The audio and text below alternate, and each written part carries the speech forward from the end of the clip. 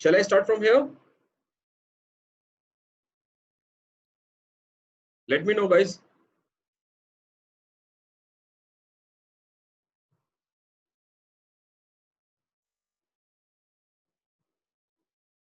जहां रोका था वहीं से. Okay, cost of living analysis. ठीक है. Okay, fine. Okay. So what we are doing now, let's talk about the consumer effect again. So आपने पहले भी देखा होगा कि there was the consumer loss. This was the consumer loss. ठीक है.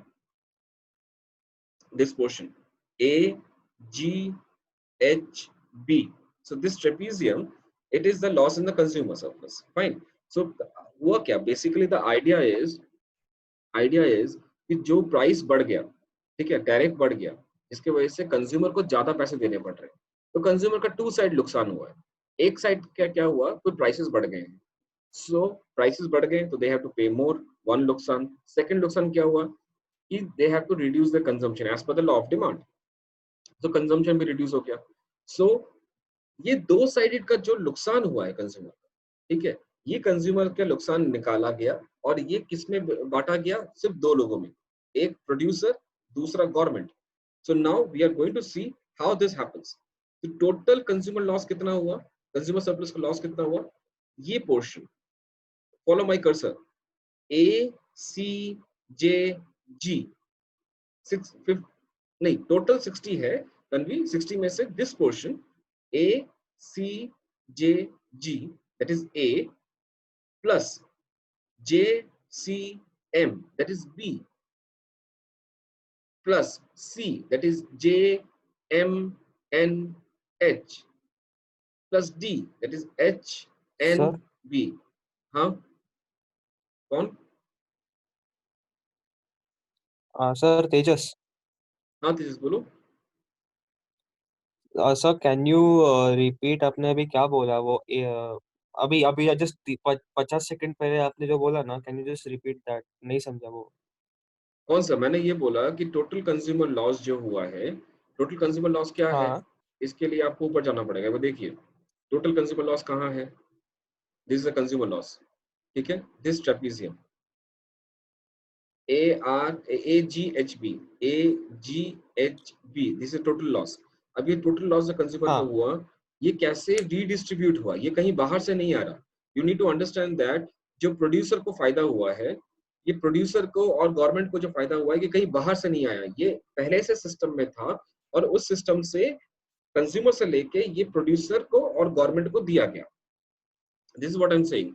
सो अब total okay, consumer because loss of tariff. Because of tariff. ठीक है, अब मैं अनम्यूट करूं तुझे? यस सर, कर दिया सर. कर दिया. Okay. So the point is that the total consumer loss, that is of 60, is gets redistributed among the producer and the government. So this is the funda. So let's see consumer surplus का कौन कौन सा portion कहाँ किसके पास जा रहा है. Okay, total consumer loss is 60 as Tanvi mentioned. 60 में से एक पोर्शन जो है, this is the simple part, J M N H, that is C portion, that is $30 का portion जो है, that is going to the government. And this portion is basically the revenue part that goes to the government. Okay, now दूसरा part कहाँ जा रहा है? ये वाला portion जो है, A G J C, that is the A part, this goes to the producer. You see that producer के पास कहाँ से आया? ये देखो, ऊपर जा रहा हूँ, ऊपर जा रहा हूँ, ये देखो कंज्यूमर के पास 30 कहाँ से आया? ये रहा, A G J C. ये कहाँ से मिला? ये फायदा एक्चुअली कंज्यूमर को कहाँ से मिला? ये प्रोड्यूसर कहाँ से मिला? इसमें से कुछ एक पोर्शन, ये वाला पोर्शन में से कुछ एक पोर्शन कंज्यूमर के पास गया. Is it clear? दिक्कत तो नहीं है यहाँ पे किसी को? All fine? Okay, moving ahead. Sir ABCD का respective areas correct? Yes, it is perfectly correct. आप इसको ध्यान से कर सकते हैं. You can go for this, you can see this how 30 is coming. 30 is coming because JH कितना है? 50 minus 20, that is 30. ये कितना है? 1. so लेंथ इनटू ब्रेथ 30 हो गया. ये क्या है? JCM, ये JCM कैसे है, area of triangle, you can find it out, length into breadth और half into base into altitude. Altitude is what 1, base कितना है 10, so 1/2 multiplied by 10 into 1, that is 5. You can follow this trapezium. Half into sum of parallel sides, that is this and this, multiplied by height, you can find the 15. ठीक है, कुछ और पूछना है मुफी? Got it, fine. ठीक है, basic mathematics.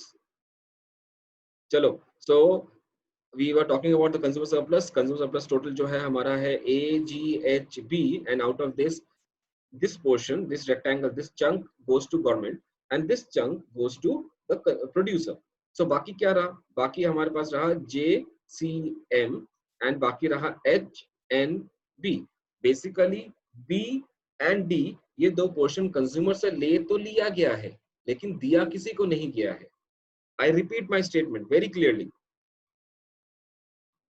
Consumer surplus में से ए पोर्शन जो था वो चला गया प्रोड्यूसर के पास, सी पोर्शन जो था वो चला गया गवर्नमेंट के पास, बी और डी ऐसे पोर्शन है जो कंज्यूमर से लिया तो गया लेकिन दिया किसी को नहीं गया, ये सोसाइटी के पास भी नहीं गया.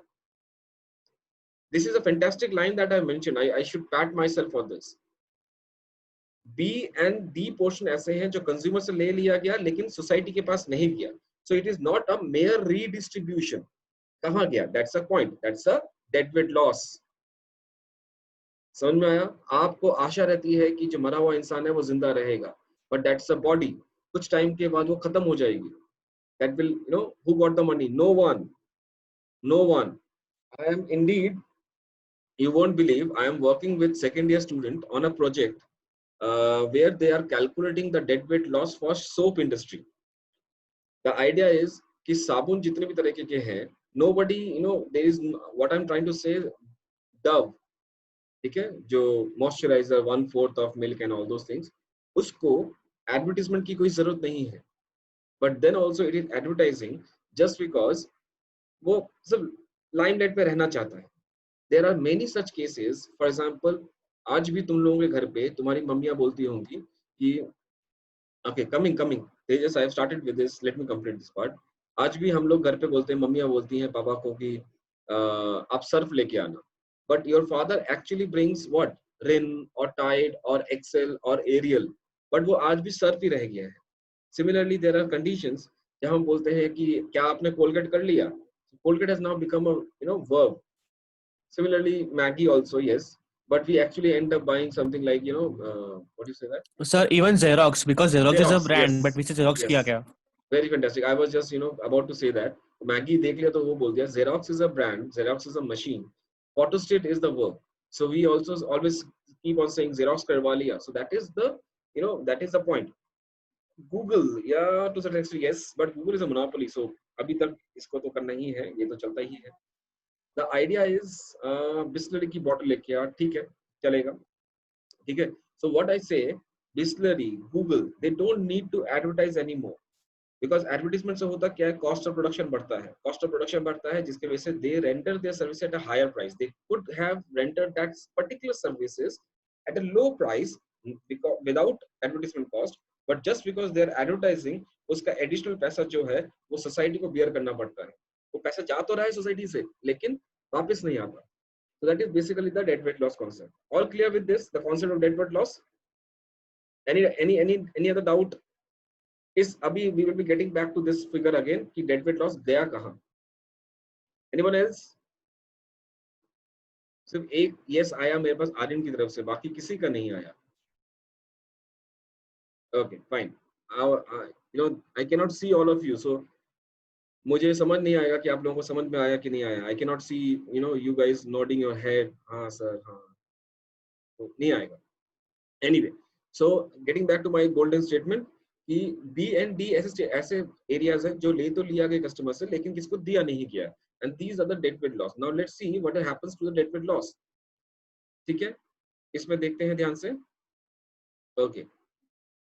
Why dead weight loss? Now this dead weight loss, क्यों dead weight loss हुआ है, इसका आंसर यहाँ पे है.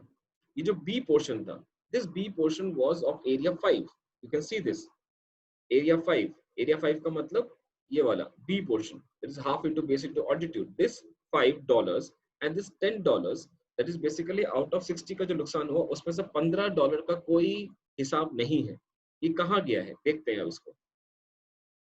Out of this triangle CJM, that is this portion belongs to the production component. Production component मतलब कि हाँ, क्योंकि आपका प्राइस बढ़ गया तो आपने प्राइस किसका बढ़ा, आपका प्राइस बढ़ा है X कमोडिटी पे. You see that? ये क्या है, ये SX है, ये क्या है, ये DX है, ये क्या है, ये PX है. तो हुआ क्या, just because price of X has raised, क्यों रेज हुआ, बिकॉज टैरिफ रेज हो गया. बिकॉज पहले टैरिफ कितना था, ₹1 का, अब टैरिफ बढ़ गया है ₹2 में, उसमें ₹1 एडिशनल टैरिफ डाल दिया गया है. तो just because of that X commodity is expensive now. So हुआ तो एक्सपेंसिव, उससे क्या फायदा हुआ. Let's follow the law of supply. Law of supply क्या कहती है कि जैसे प्राइस बढ़ेगा it will be more profitable for the supplier to supply more commodity. So at the higher price, the seller is selling more commodity of X. जिसकी वजह से हुआ क्या, अब X जो है ज्यादा प्रॉफिटेबल है बनाना. ठीक है, तो डोमेस्टिक रिसोर्सेज जो थे, जो कि Y में यूज कर सकते थे और उससे एक्सपोर्ट कर सकते थे, वो वहां पे ना लगा के उसको X के इंपोर्ट में डाल रहे हैं. You understood that. एक एग्जांपल लेता हूँ. सपोज X कमोडिटी हमारा है mobile phone and Y commodity जो है हमारी वीट है. ठीक है, या लैपटॉप मान लीजिए. तो लैपटॉप जो है वो ज्यादा एफिशिएंट प्रोडक्शन है, क्योंकि लैपटॉप हम प्रोड्यूस करके हम बाहर बेच सकते हैं and government can increase their revenue, government can increase their trade, government can increase there more income without affecting consumer surplus. Understand, this is very fantastic. ये कहीं बुक में नहीं लिखा हुआ, लेकिन मैं आपको बता रहा हूँ, इसको समझ लीजिए बहुत ध्यान से. जब गवर्नमेंट ने ये टैरिफ कहाँ से आया, ये कहाँ से आया, ये गवर्नमेंट की इनकम है, राइट. गवर्नमेंट की इनकम है, ये कहाँ से आ रहा है, ये इसलिए आ रहा है बिकॉज गवर्नमेंट ने क्या किया, इंपोर्ट के ऊपर टैरिफ डाल दिया. ये गवर्नमेंट की इनकम है. But there is other way around how government could have earned money. अगर वो ज्यादा एक्सपोर्ट करता बाहर, सपोज लैपटॉप बना के वो बाहर बेचता, तो उसमें भी तो फॉरेन एक्सचेंज आते हैं ना, उसमें भी तो पैसा मिलेगा. तो इस इनकम की मुझे ज्यादा जरूरत नहीं है, बिकॉज इस इनकम को पाने के लिए मुझे कंज्यूमर सरप्लस को नुकसान करवाना पड़ रहा है. The other way around is I could have export commodities, और उससे गवर्नमेंट का फायदा होता, उससे कंज्यूमर सरप्लस पे भी कोई फर्क नहीं पड़ता एंड गवर्नमेंट का भी इनकम समझ में आता, गवर्नमेंट का भी इनकम होता. Are we through with this part? Producer या बोलो. एक डाउट था सर, इसमें प्रोड्यूसर सरप्लस भी बढ़ेगा अगर हम दूसरा चीज एक्सपोर्ट करेंगे तो? बिल्कुल बढ़ेगा. अभी तो मैं गवर्नमेंट की बात कर रहा हूँ. मैंने क्या कहा कि ये वाला जो पोर्शन है CMJ, ये कहाँ से आया, ये जो था ये पहले कंज्यूमर के पास था, लेकिन अब ये चला जा रहा है, किसी के पास नहीं जा रहा. ये इसलिए नहीं जा रहा बिकॉज अभी हमने क्या किया, जैसे ही आपकी प्राइसेस बढ़ गई, आपका X बढ़ गया, महंगा हो गया. X महंगा होने से क्या हुआ, suppliers, domestic suppliers are going to work more on X. तो देखो ना क्या हुआ यहाँ पे, पहले दे वाज प्रोड्यूसिंग 10 कमोडिटी, जैसी प्राइस बढ़ गया they are selling now 20 commodities. So 10 से 20 जो हुआ, ये क्यों हुआ, ये इसलिए हुआ बिकॉज प्रोड्यूसर को समझ में आ गया कि भाई अब इसमें ₹1 का फायदा और मिलता है, let's produce more on this and we will get more profit, because it is now profitable for them to produce more of Y. Is not tariff implemented towards achieving protectionism of domestic goods rather than earning revenue? Yes, there are many other reasons why the tariffs are being imposed other than protectionism. अभी जैसे क्या हुआ, अभी देखो, this is a very fantastic example. I can refute you on this. अभी जैसे India, what has India done? India has levied high tariff on Chinese products. And it is not about protectionism of domestic goods. It's basically to protect the country from coronavirus. ठीक है? Sir? Yeah. Sir, can we say that government increases tariffs so that they can promote the goods made domestically? हाँ वही point कि जो बन रहा है वो बेचने के लिए इंपोर्टेड गुड्स पे हमने टैरिफ लगा दिया ताकि खुद का माल खुद बेचे और जीडीपी बढ़ जाए। वही पॉइंट विभू ने बोला है। I am saying that is not only one option, इसके अलावा भी और ऑप्शंस होते हैं। जैसे अभी कोरोना वायरस के चक्कर में India has raised the tariff, so अभी इस केस में देयर इज नो पॉइंट कि government is trying to protect the domestic goods, it's not like that. Sir फिलहाल तो कस्टम्स में ही ऐसे रखा हुआ है माल, इंपोर्ट ही नहीं हो रहा है वो, मतलब कंज्यूमर्स के पास पहुंच ही नहीं रहा है, तो उसमें तारीफ इंक्रीज करने का मतलब क्या है? टैरिफ इंक्रीज करने का मतलब है who is demanding, government is demanding the commodities और consumer are demanding the commodities, चाहे वो कस्टम के सर वेयर हाउस में। कंज्यूमर इज डिमांडिंग, पर वो कस्टम्स से पास ही नहीं हो रहा है ना। क्यों नहीं हो रहा? बिकॉज वहां पे टैरिफ डाल दिया गया है ना। पहले आपने 15 दिन पहले जो ऑर्डर दिया था वो अभी तक आया नहीं, वो आ गया, लेकिन गवर्नमेंट ने अभी 15 दिन में आपका टैरिफ बढ़ा दिया, तो इसलिए consumer are not ready to pay that additional पैसा। उसके ऊपर से वो सारा का सारा स्कैन हो रहा है। तो सर पर उसकी वजह से डोमेस्टिक मार्केट में जो रेट्स है वो इंटू 10x हो चुके हैं। हाँ होंगे, अब जिनके पास ऑलरेडी स्टॉक था वो तो ऐसे करेंगे ना। We are not, you are not तो लिंकिंग। सर एज कंपेयर फिर वो इम्पोर्टेड माल उठाना ज्यादा सस्ता होगा ना, वो बोल पॉइंट है मेरा। इम्पोर्टेड माल उठाना सस्ता होगा मतलब कैसे, कहाँ से, कौन सा इम्पोर्टेड माल? सर समझिए अभी कोरोना वायरस से पहले वो 500 रुपए की चीज थी, आज वही चीज मार्केट में 5,000 में मिल रही है, पर वो इम्पोर्ट के थ्रू अभी भी आपको 800 रुपए में पड़ेगी मैक्स टू मैक्स। तो इम्पोर्ट कस्टम्स में जो माल ऐसे अटका हुआ है वो खरीदना ज्यादा आसान होगा ना। तुमने जो अपना पहला सेंटेंस बोला और अभी जो बोला दोनों कॉन्ट्राडिक्ट कर रहे हो। अगर वो कस्टम से खरीदना हमारे लिए आसान रहेगा तो उसमें इम्पोर्ट ड्यूटी कौन देगा? सर ये देगा मतलब सप्लायर। सप्लायर कौन है? सेलर। सप्लायर कौन है? चाइनीज वाले ना यहाँ पे। सर यहाँ पे जो इम्पोर्ट का बिजनेस करते हैं।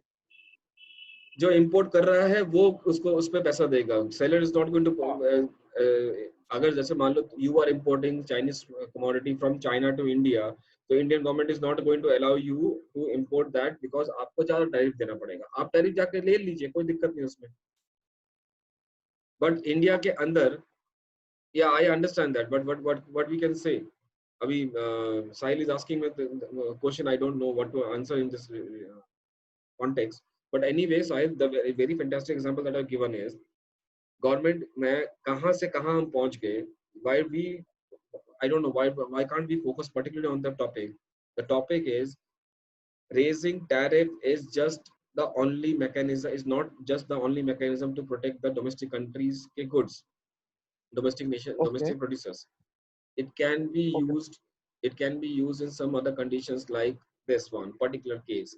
अब वो सस्ता मिल रहा है, महंगा मिल रहा है, I am not going to get into that. उसके लिए मैं आपको दूसरा एडवांस इंटरनेशनल इकोनॉमिक्स से पढ़ाऊंगा या एग्जिम मैनेजमेंट पढ़ाऊंगा, तब आपको उसका समझ में आएगा।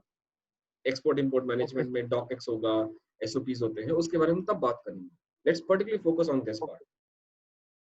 ओके ठीक है, okay. So let's get back to this. The idea that I want to sell here is because of the CGM part, the production component, tariff बढ़ने से the producer of X, the domestic producer of X, वो Y को छोड़ के X को ज्यादा बना रहे हैं, because Y का प्राइस बढ़ा नहीं है, Y पे टैरिफ नहीं बढ़ा है, X का टैरिफ बढ़ा है। तो X का टैरिफ बढ़ने की वजह से क्या हो रहा है कि X के कमोडिटी, X प्रोडक्शन के जो सेलर्स हैं, they are producing more of X, and वो X बनाने के लिए ज्यादा लेबर, ज्यादा कैपिटल कहाँ से आ रहा है? वो Y से निकाल रहे हैं। Now you can relate this statement. Due to tariff, domestic resources are transferred from more efficient production of exportable good Y to less efficient production of importable good X. दूसरा पोर्शन जो है that is H&B, that is a consumption component. H&B मतलब हमारा D portion हो गया। ऊपर जाके देखते हैं एक बार, ये D पोर्शन हो गया। ये D पोर्शन क्या हुआ? Just because there is a rise in the price of X comparatively to price of Y, because price of Y बढ़ा नहीं है, तो कंज्यूमर क्या सोचता है? प्राइस ऑफ एक्स तो बढ़ गया, प्राइस ऑफ वाई नहीं बढ़ा, सो वो क्या करता है? प्राइस ऑफ वाई ज्यादा करता है, वो प्राइस ऑफ वाई को ज्यादा कंजम्पशन करता है। इसको सिंपल तरीके से समझना है तो समझ लीजिए कि पहले 70 यूनिट्स कंजम्पशन हो रहे थे एक्स के, फिर 50 हुए, जो कि 20 है। ये जो 20 एडिशनल है, ये कहाँ जा रहा है? ये consumer is putting it on what do you say, any other commodity or Y commodity. A simple example of this, जब प्याज का दाम बढ़ना शुरू हुआ, कांदे का दाम बढ़ना शुरू हुआ, क्या हुआ, लोगों के पास, लोगों ने कम करना शुरू कर दिया, जो वो एडिशनल डिमांड थे, how they were using, they were putting it on, they were buying some other commodities. वो ज्यादा सब्जियां खरीदते थे, कुछ और सब्जी ज्यादा खरीदते थे, because वो satisfaction होता, because the price of X has increased, but the price of a Y, yes, sir, what will, if there are goods that cannot be substituted? This is not about substitution good, it is a substitution effect. It's a substitution effect. In micro, you have learned that because of the price of the fall of X, people do substitute commodity Y for X. It is not about substitution. It's not about क्या वो उसका perfect substitute है, क्या वो complementary है, ऐसा कुछ नहीं है. Just because the consumer is left with some more income, वो जब demand कम करता है तो कुछ income उसका बच जाता है, कुछ पैसा बचता है और वो पैसा खर्चा करता है. This is how it moves. ठीक है? Okay, guys, I will be, I will have to rush for the meeting. मैं जल्दी खत्म कर देता हूँ ये चीज. So this is done so far, and this B and D, it does not goes to anywhere. No, it's not about the cross elasticity of demand. It is not a substitution. It is a substitution effect of the price effect. Because of the fall in the price, the substitution effect comes in.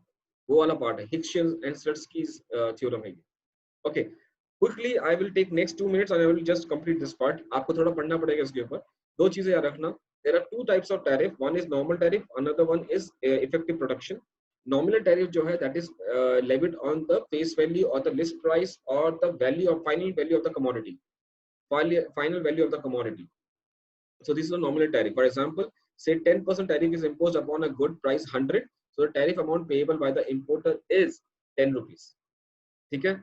So it is not the seller, Sahil, for your kind information, it is not the seller जो कि आपको tariff pay करता है. It is the importer because he is importing. Okay, I am talking to that. Rather, just wait. मैं जब आने दो वहां तक, I will just let you know. Okay, so what will happen now? So this is the price of the imported commodity. 100 रुपए का सामान है, उस पर 10% का tariff लगा है, तो उसका tariff हो गया 10, उसका what you say additional दाम बढ़ गया 10 रुपए से. Now rate of effective production is actually होता क्या है, इसको समझने के लिए बहुत थोड़ा सिंपल समझ लीजिए.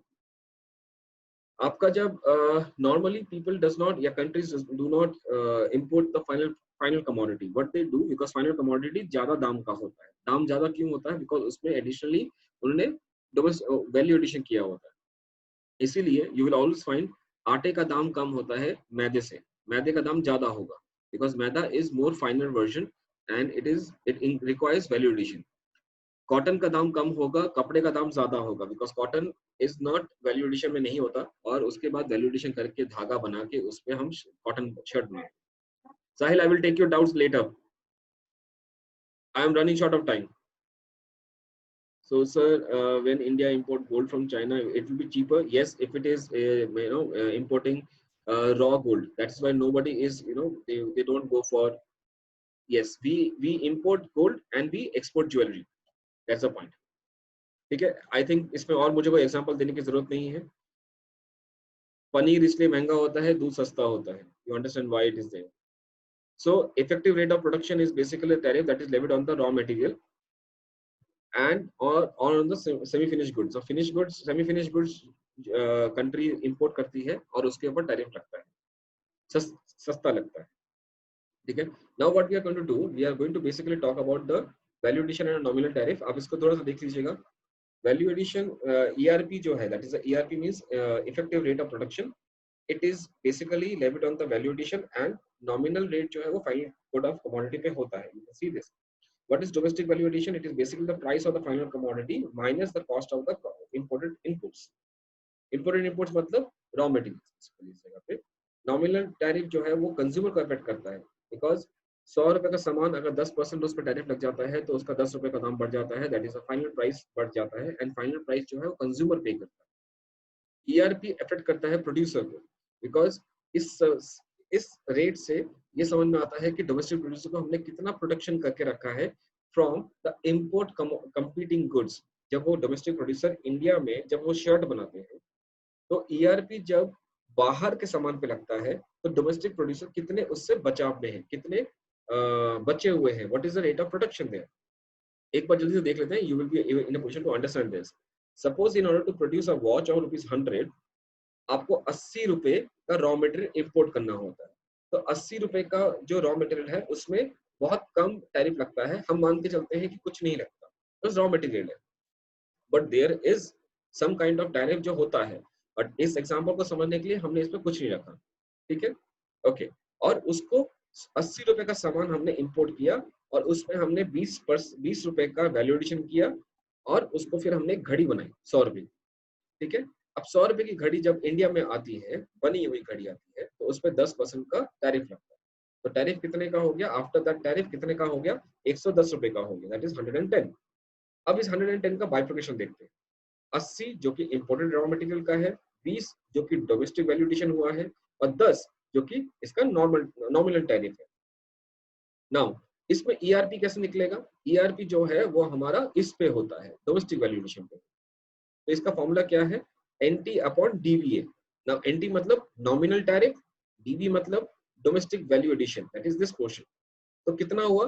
10/20 दैट इज 50%। इसका मतलब क्या हुआ कि इंडियन प्रोड्यूसर को 50% का टैरिफ मिल रहा है, 50% का वॉल मिल रहा है या प्रोटेक्शन मिलता है ताकि वो इंडिया में घड़ियां बनाए। Is this clear? ताकि उनको बाहर के कंपटीशन से ना, उनको बाहर की कंपटीशन ना आए। मान लो रोलेक्स घड़ी जब बाहर से इंडिया में आती है और एक कोई यहाँ पे डोमेस्टिक प्रोड्यूसर है, उसको 50% का वॉल रहता है, बट रोलेक्स घड़ी जो है दैट्स अ वेबलिन गुड और दैट्स अ लग्जरियस आइटम, तो उसके लिए सीन अलग होगा। You can take in consideration of any other thing. So in the next class I will be just continuing with this portion only. आप थोड़ा सा इसको पढ़िएगा। This formula is the final comprehensive one. This is just for your explanation, but you have to refer to this particular formula. ERP is basically the NT, that is a nominal tariff on final good, cost of imported input upon price of final good in absence of tariff, that is 0, multiplied by tariff rate on imported inputs, 1 minus cost of imported input upon this. So you in the next class you should refer to this more. You can just take a second. This is there in your Sir, can you send this note? Sahil, just wait, I am running short of time. I am mentioning this again and again. Let me complete, या मैं तुम्हारी बात पहले सुनूं उसके बाद अपनी बात बाद में बताऊं? Just wait ना buddy. Understand. Okay, all of you please refer to this part from Dominic Salvatore, that is rate of effective protection. In the next class we are going to do this. You can just refer to this. This is a very haphazard manner में लिखा हुआ है, ये बहुत typical है, मुझे समझ नहीं आया, तो आप लोग इसको देखिएगा. Just refer to this particular portion. Just refer to this particular portion and आपको ये समझ में आ जाएगा. And in the next class we are going to refer more on this. I'm going to share this notes by mail, and the next class I will be letting you know by on WhatsApp. Fine? Am I clear? Sir. Okay, guys. I need.